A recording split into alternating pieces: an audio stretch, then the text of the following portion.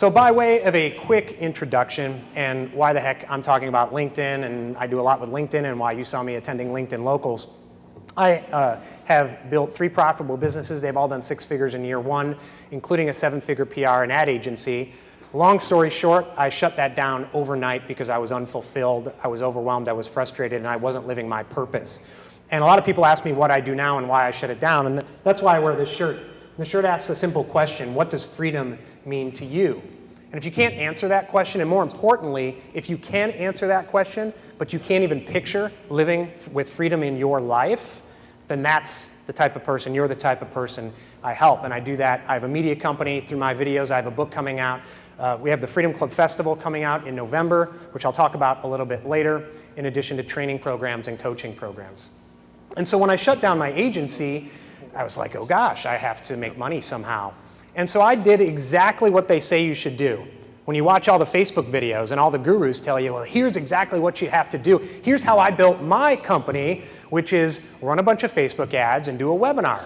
So I did that, and I hired a consultant who told me he was the best in the business, and I spent $15,000 to $20,000, and I got no clients.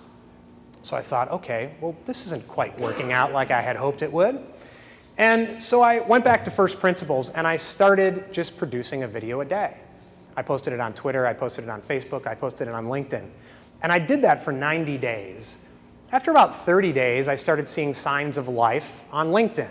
Not really on Twitter, nowhere else, not on Facebook, other than people I knew, and kind of smart-ass comments from family members and friends, etc.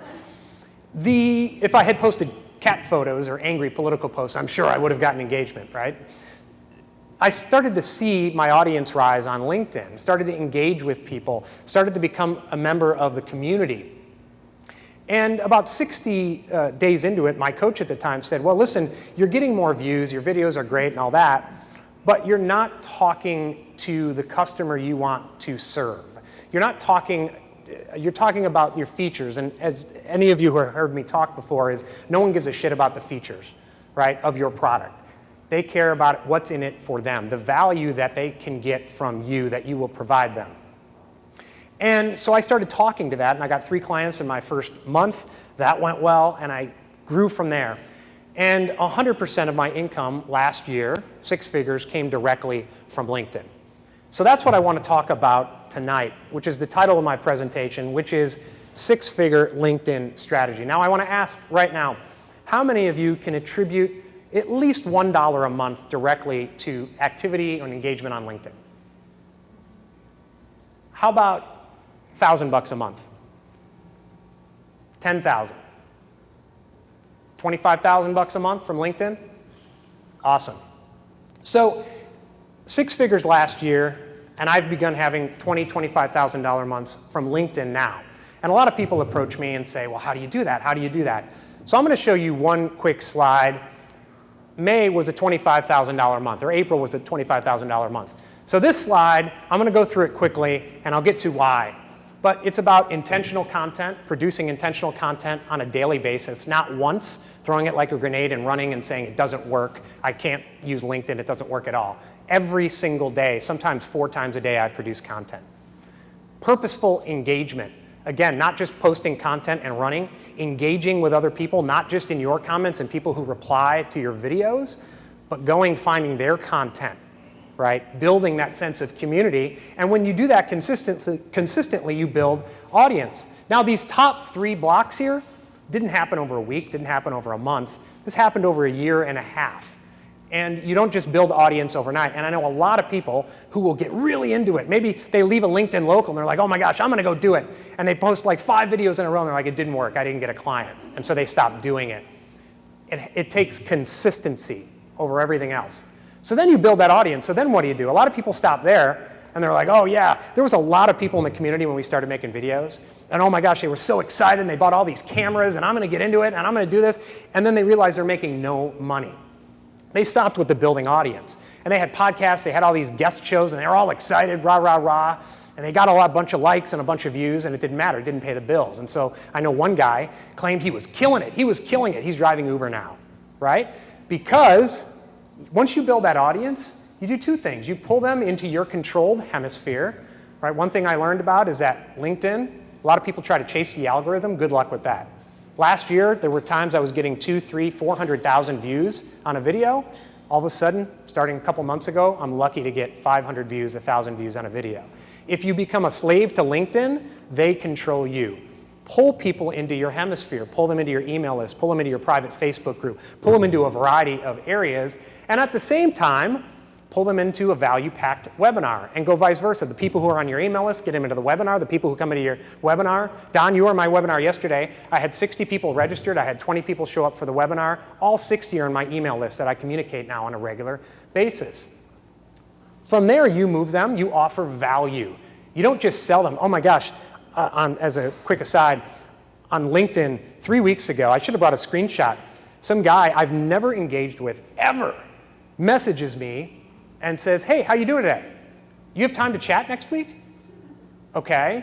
Now, maybe he wants to hire me. Maybe he's got an issue. I don't know what it is. And I said, sure, what would you like to chat about? What if I could tell you about an investment that's going to get you 9%? And I responded and I said, listen, if you were at an in-person networking event and you didn't know me and you came up to me and you said, I got to see you in the hall real quick. And I went out in the hall thinking, okay, what's the matter? And you told me about a 9% investment, I'd probably throw my glass of wine in your face, right? Why are you doing this? And his response was, well, did you know about that 9% investment opportunity before I told it to you? And I said, no, but now that I do, I'm going to go ask someone else about it, someone I know, like, and trust, because that's who people buy from. And he got very defensive. He didn't want to talk. He didn't want to, discuss it. Anyways, I digress. The point is, you offer value to people. You don't just sell them. You don't beat them over the head with it. You offer value in the webinar. You offer value on a regular basis in your email, in your private Facebook group. And then you sell the hell out of them, right? So I had 6 people on that webinar book calls with me for a $2,000 product. You deposit your money, and then you repeat it. That's not to say that's just a sales process. Obviously, you provide value to your customers once they buy from you. Now, that represented $25,000 in April. But here's what I want you to do, if I can figure out the slide. This is supposed to be more dramatic. I want you to forget all about that. It doesn't matter. And the reason it doesn't matter is you're not me. And I don't say that out of a sense of narcissism. I say it because you and I are different. You have a different business than I do. You have a different set of customers than I do. You have a different vision than I do. The way you sell, I do. Freddie, you sell insurance, right? You're B2C. When I ran my public relations and ad agency, I did B2B. I interviewed this week Mike Weinberg. He's got an incredible book called Sales Truth. And he said, he talks about, he read some new sales guru, pointed to Kylie Jenner, I guess Bruce Jenner, she's some celebrity, on Instagram, and the fact that she makes $1 million or something off Instagram. And the guy pointed out, that's why everyone has to be on Instagram selling this. And Mike's like, I go do sales trainings with people who sell missiles. I go to sales training with people who sell plastic and steel. Do I really want to tell them to take half-naked selfies on Instagram and that's the key to making money? No, of course not. And so none of this matters in the whole scheme of things. So I'm going to start with a little story. This is a startup accelerator workshop I did in Cairo, Egypt last year. And there was one guy, I don't remember the exact startup he had, but I remember it was medical devices. I recall him telling me that his customer that he wanted to do was retired, physically challenged, elderly. And he said, okay, but he had been watching me on LinkedIn. And no matter what we had, I asked him what his vision was for his company. What outcomes do you want to achieve? Who's your customer? And he kept saying, but what about LinkedIn? What about LinkedIn? You're making money on LinkedIn. What about me? What about me? What about me? And I asked him one question, but I asked it repeatedly, and he didn't really care. Why? A lot of people don't start with why. A lot of entrepreneurs don't start with why when they start their business. A lot of people want to start a business because they want to start a business, and that's their why. That's not good enough. If your why is, I just want to make money, that ain't good enough either. Trust me, I know. I had 2 businesses that made a ton of money, and I didn't have my why, and it sucked. But why do you want to sell this? Why do you want to reach these customers? And, I'm hitting the wrong button there. Who is your customer? Not generally, but specifically. And who are they? How do they vote? How old are they? What gender are they? Where do they live physically?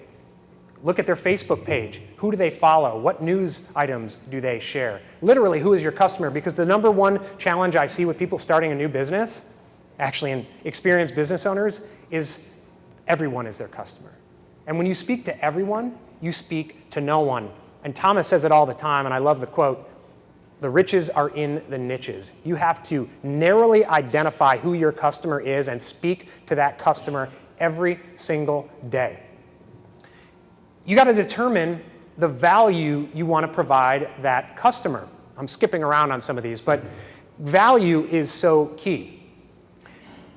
There's a difference between growing a business and scaling a business. Growing a business means I can work 100 hours a week, I can do an hourly rate, and I can basically barely scrape by. I'm growing a business, I can grow the dollars and cents. To truly scale a business, what that means is you have to figure out how you can provide the maximum value to the broadest amount of customers while empowering you to live the lifestyle you want to live. And when I say the lifestyle you want to live, I'm talking about alignment. Because the term work-life balance is 100% absolute bullshit. When I think of balance, I think of somebody walking on a tightrope trying not to fall down and die. When I think of work-life balance, I think of the person who's at work who says, I'm just going to put my head down for the next 2 weeks and get this project done. I'm going to ignore my relationships. I'm going to ignore my self-care. And when that's all done, I'll come home early. I'll spend some time with the kids. I'll take my spouse out for a date. And even if that happens, the 2 weeks turns into months, turns into years, turns into, you know what? When I reach 65, then I'll enjoy myself. I interviewed a guy named Pradeep Sangha last week on my podcast. He told me the story of his father. They worked in an orchard. They were Indian, I was going to say Indian American, but they lived in Canada and ran an orchard. And his father, his dream was to make it to 65, and then he would have made it. And then they were going to travel, they were going to do all these things. 64 and a half years old, he dropped dead in the orchard. He was on the 65-year plan. Just people I know, people in my family, get to 64, 65, stroke, heart attack, knee replacement. What about all those travel plans? So you got to define what alignment looks like for you and build your business around that. Relationships, self, and work. Align all of them. So you know why you're building your company.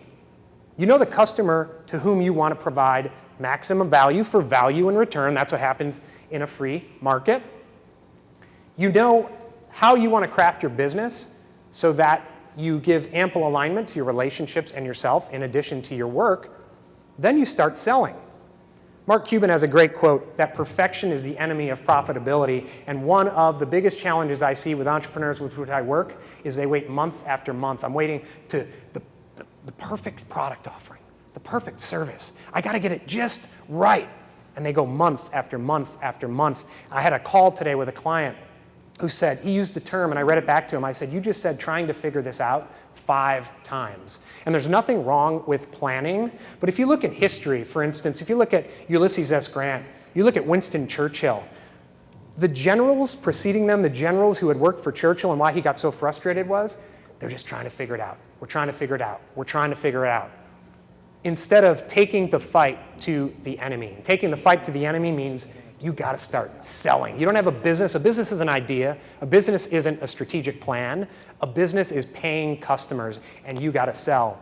Mark Hunter's got a great quote that Mike Weinberg has in his book. Salespeople can't take likes and clicks to the bank.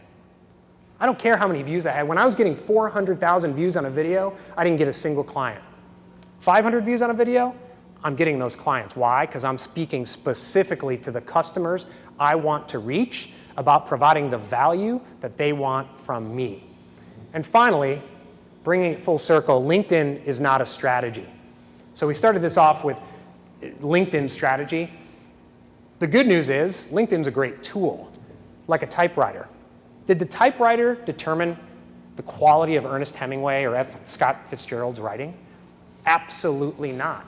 Does the hammer or the screwdriver determine the quality of your house? No, you start with a concept, then you have a blueprint. You determine the materials and then determine the best tool to put that house together. The same is with LinkedIn, with Twitter, with Facebook, with Instagram.